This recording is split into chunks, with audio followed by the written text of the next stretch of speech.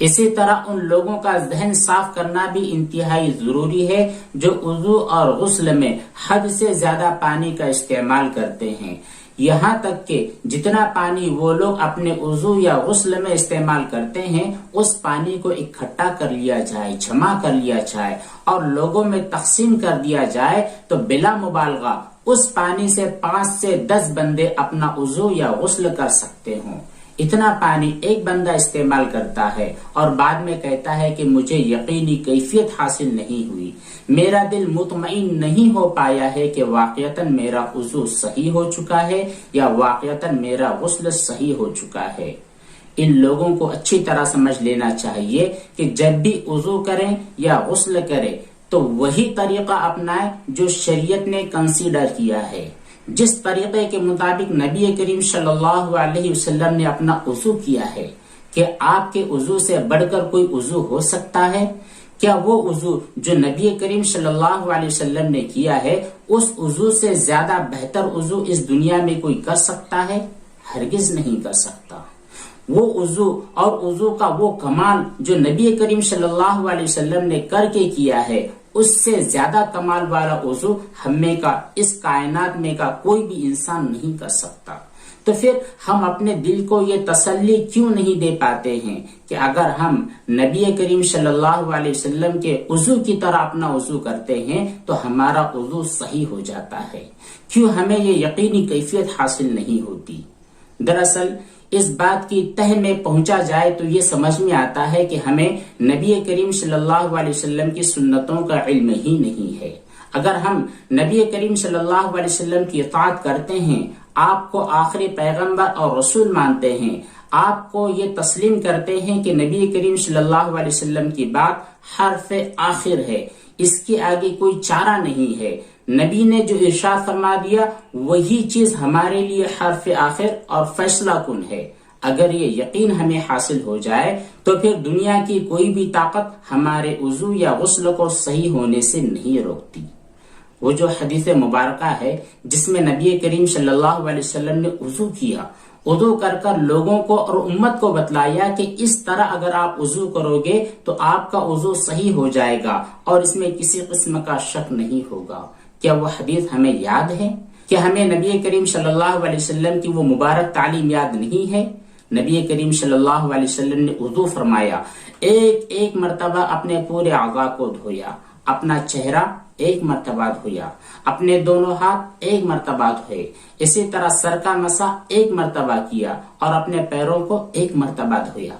اور ارشاد فرمایا کہ یہ وہ وضو ہے جس کے بغیر اللہ تبارک و تعالی نماز کو قبول نہیں فرماتے۔ یعنی اس طرح ایک عضو کو کم از کم ایک مرتبہ دھونا تو فرض ہے، اس سے کم میں وضو ہی درست نہیں۔ جب وضو درست نہیں ہے تو پھر آپ کی نمازیں بھی درست نہیں ہے۔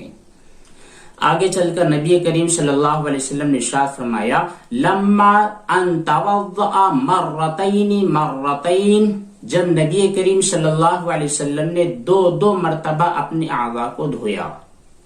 تو ارشاد فرمایا، ھذا وضوء من یضاعف له الاجر مرتين، یہ ایسا وضو ہے، یعنی اپنے اعضاء کو دو مرتبہ دھونا، یہ ایسا وضو ہے کہ اگر کوئی بندہ اس طرح کا عمل کرتا ہے تو اللہ تبارک و تعالی اس کے وضو کے اجر کو دوگنا کر دیتے ہیں، اس کے وضو کے اجر کو بڑھا دیتے ہیں۔ پھر اس کے بعد میں وَلَمَّا أَن تَوَضَّأَ ثَلَاثًا، جب نبی کریم صلی اللہ علیہ وسلم نے اپنے مکمل اعضاء کو تین مرتبہ دھویا، چہرہ بھی 3 مرتبہ دھویا، دونوں ہاتھوں کو 3 مرتبہ دھویا، اسی طرح دونوں قدموں کو 3 مرتبہ دھویا اور اپنے پورے سر کا مسح کیا، تو اس کے بعد ارشاد فرمایا، ھذا وضوئی، کیا ارشاد فرمایا؟ یہ میرا وضو ہے۔ نبی کریم فرما رہے ہیں کہ یہ وضو تین اعضاء کو دھونا یہ میرا وضو ہے، وہ وضوء الانبیاء من قبلی، اور مجھ سے پہلے جو انبیاء کرام علیہم الصلوات و تسلیم گزرے ہیں ان کا وضو ہے۔ پتہ یہ چلا کہ 3 مرتبہ اعضاء کو دھونا یہ سنت ہے، اور اس کے بعد میں آپ نے وارننگ بھی دی کیا ہے وارننگ؟ فمن زاد على هذا او نقص فقد تعدى وظلم، اچھی طرح سن لیجئے، جس نے اس سے زیادتی کی، 3 مرتبہ سے جس نے زیادہ دھویا، اس کا دل یقین نہیں کر پا رہا ہے، اس کا ذہن اس کو یہ تصور دلا رہا ہے کہ 3 مرتبہ دھونے کے باوجود آپ کا چہرہ صاف نہیں ہوا ہے، تو نبی کریم صلی اللہ علیہ وسلم نے وارننگ دی ہے، خبردار کیا ہے کہ فمن زاد علی ھذا، جس نے اس پر زیادتی کی، او نقص، یا اس سے زیادہ کمی کی، تو کیا ہے؟ فقط تعدى وظلم، اس نے اپنے آپ پر ظلم کیا۔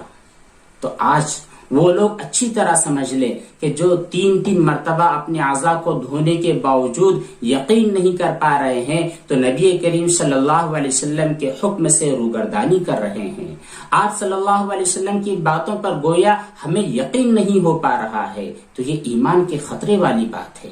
ایسا نہیں کرنا چاہیے۔ لوگ اچھی طرح سمجھ لے، چاہے وہ وہمی ہو، غیر وہمی ہو، بار بار شک ہوتا ہو، زندگی میں پہلی مرتبہ شک ہو رہا ہو، کبھی بھی شک اور وسوسہ اور وہم آپ کی زندگی میں دستک دے رہا ہو، تو کبھی بھی اپنے وہم کے پیچھے ہرگز نہ پڑے۔ ہمارا آئیڈیل نبی کریم صلی اللہ علیہ وسلم کا عمل مبارک ہے، آپ کے عمل سے بہتر کوئی عمل اس دنیا میں ہو ہی نہیں سکتا۔ تو جب ہمارے نبی کریم صلی اللہ علیہ وسلم کا وضو 3 مرتبہ اعضاء کو دھو لینے کی وجہ سے بہتر درجے پر ہو جا رہا ہے، تو ہم کیوں ایسا کر رہے ہیں کہ 10 مرتبہ اپنے ہاتھوں اور پیروں کو دھو رہے ہیں، 10 مرتبہ ہم اپنے چہرے کو دھو رہے ہیں، غسل کرنے کے لیے اوپر سے شاور لگا دیا ہے، اتنا پانی بہایا جا رہا ہے کہ اگر وہ پانی جمع کر لیا جائے تو امت کا ایک بڑا طبقہ اس پانی سے سیراب ہو سکتا ہو۔ پانی کا نقصان کیا جا رہا ہے، پانی کے نقصان کی وجہ سے جو گناہ ہوتا ہے یہ الگ ہے، نبی کریم صلی اللہ علیہ وسلم کے حکم سے روگردانی کرنا اس کا گناہ الگ ہے۔ تو وہ لوگ اچھی طرح سمجھ لیں جو وسوسوں پر عمل کرتے ہیں، جو شیاطین کے دھوکے میں آ جاتے ہیں، جو شیاطین کے پیروکار ہے، اچھی طرح سمجھ لے، اپنے دل کو ٹھوک بجا کر سمجھا دے کہ نہیں، اس کے بعد، آج کے بعد تجھ کو 3 مرتبہ سے زیادہ پانی استعمال کرنا ہی نہیں ہے، بالکل نہیں کرنا ہے، چاہے آپ کا دل یقین کر پائے یا یقین نہ کر پائے، دونوں صورتوں میں آپ کے لیے ضروری ہے کہ 3 مرتبہ کے بعد پانی کا استعمال کرنا بالکل بند کر دے۔ انشاءاللہ یہ جو وہمی اور تصوراتی بیماری ہے یہ آپ سے دور بھاگ جائے گی، اپنے قدموں کو ریورس لے لے گی۔ اسی طرح یہ بھی سمجھاتے چلے کہ جو 3 مرتبہ پانی کا استعمال کرنا ہے یہ کیسا ہے، کیونکہ بہت سارے لوگ یہ بھی نہیں سمجھ پاتے ہیں کہ 3 مرتبہ پانی کے استعمال کرنے کا مطلب کیا ہوتا ہے۔ تو اس کا مطلب بھی بالکل آسان ہے، بہت زیادہ الجھنے کی ضرورت نہیں ہے۔ ایک مرتبہ آپ نے پانی لیا، آپ کے پاس وضو کا مگا ہے، کوئی لوٹا ہے، یا پھر آپ نلکے سے وضو بنا رہے ہیں، تو اس صورت میں اگر آپ اپنا چہرہ دھو رہے ہیں تو پانی لے لیا، چلو بھر کر آپ نے پانی لیا ہے، تو اس چلو سے آپ اپنے پورے چہرے کو اچھی طرح دھو لے۔ جتنا چہرہ دھونا فرض ہوتا ہے، ایک مرتبہ اس پانی سے اچھی طرح اتنے چہرے کو دھو لے۔ یہ ہو گیا آپ کا 1 مرتبہ چہرہ دھونا۔ اس کے بعد دوسری مرتبہ پانی لے کر واپس سے مکمل اتنے حصے کو دھونا ضروری ہے جو وضو میں دھویا جاتا ہے۔ اب ہو گیا آپ کا 2 مرتبہ دھونا۔ پھر تیسری مرتبہ جو آپ پانی لوگے اس پانی سے بھی اپنے مکمل چہرے کو دھو لوگے جتنا کہ وضو میں دھونا فرض ہے، یعنی پورا چہرہ، پیشانی کے بالوں سے ٹھوڑی کے نیچے تک، ایک کان کی لو سے دوسری کان کی لو تک، یہ مکمل چہرہ 3 مرتبہ آپ کو دھونا ہے۔ یہی عمل ہاتھ کے ساتھ ہوگا، یہی عمل آپ کے پیروں کے ساتھ ہوگا۔ جب 3 مرتبہ پورے اعضاء کو آپ نے دھو لیا ہے تو سمجھ میں آ جائے گا کہ 3 مرتبہ آپ نے پانی کا استعمال کر لیا ہے۔ کیونکہ بہت سارے لوگ ایک قسم کی غلط فہمی کا یہ شکار ہوتے ہیں کہ مان لیجئے وہ اپنا چہرہ دھونے لگے ہیں تو پہلی مرتبہ پانی لینے کے بعد صرف پیشانی دھو لیا اور ناک کے نچلے حصے تک دھو دیا، اب جو ٹھوڑی والا حصہ ہے اس کو تو انہیں ٹچ ہی نہیں کیا، تو یہ 1 مرتبہ پانی استعمال کرنا نہیں ہوا۔ جب بھی 1 مرتبہ پانی استعمال کیا جائے گا پورے عضو کا احاطہ کرنا ضروری ہوگا، چاہے ہاتھ ہو، چاہے چہرہ ہو، چاہے قدم ہو۔ اب رہا سر کے مسح کا معاملہ، تو سر کے مسح میں 3 مرتبہ نہیں ہے، ایک مرتبہ سر کا مسح کرنا، اور وہ بھی چوتھائی سر کا کم از کم مسح کرنا، یہ فرض ہے۔ اگر پورے سر کا مسح کر لیا جائے تو بہت بہتر ہے۔ پوری مرتبہ سر کا مسح کرنا، یہاں سے لے کر جہاں سے بال اگتے ہیں وہاں سے لے کر پیچھے تک، کانوں کے مسح کے ساتھ، کانوں کے اندرونی اور بیرونی حصے کے مسح کے ساتھ یہ پورا مسح کر لیا جائے تو یہ ہے سنت۔ تو پورے اعضاء کو 3 مرتبہ دھونا ہے اور پورے سر کا مسح کرنا ہے۔ انشاءاللہ ثم انشاءاللہ آپ کا وضو بالکل درست ہو جائے گا، اس میں کسی قسم کی شک والی بات نہیں ہے اور ہونی نہیں چاہیے۔ ہماری جانب سے یہ سوال پیدا ہی نہیں ہونا چاہیے کہ میرا وضو صحیح ہوا ہے یا صحیح نہیں ہوا، میرا غسل صحیح ہوا ہے یا صحیح نہیں ہوا۔ آپ غسل کر رہے ہوں تو آپ کو 3 مرتبہ پانی کا استعمال کرنا ہے۔ ایک مرتبہ آپ نے پانی لیا، سر کے اوپر ڈال دیا، دوسری مرتبہ پانی لیا، سر کے اوپر ڈال دیا، تیسری مرتبہ پانی لیا، سر کے اوپر ڈال دیا، تو یہ آپ کے سر کو 3 مرتبہ دھونا ہو گیا۔ اسی طرح دائیں کندھے پر، بائیں کندھے پر جو آپ پانی ڈال رہے ہو تو 3 مرتبہ اتنا پانی ڈال دینا کہ وہ پانی اوپر سے لے کر نیچے تک اچھی طرح بہہ جائے۔ یہ ہوتا ہے 3 مرتبہ پانی کا استعمال۔ انشاءاللہ اس طریقے کو اور نبی کریم صلی اللہ علیہ وسلم کے اس مبارک عمل کو ہم اپنی نظروں کے سامنے رکھیں گے تو انشاءاللہ اس دنیا کی کوئی بھی طاقت آپ کے وضو کو صحیح اور درست ہونے سے نہیں روک سکتی۔